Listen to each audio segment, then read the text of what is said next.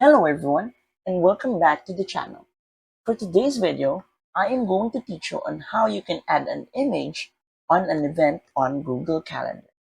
So, without further ado, let's begin.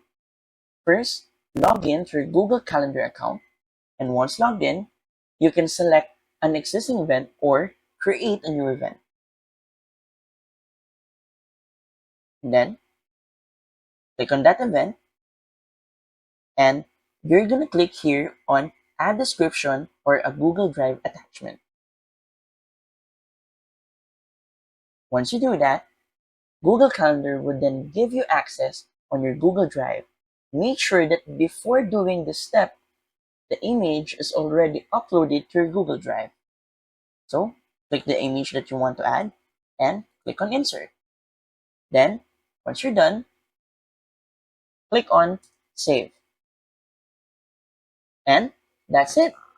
So, if you find this video helpful, please don't forget to click like, share, and subscribe to the channel for more helpful video tutorials. See you in the next video. Bye!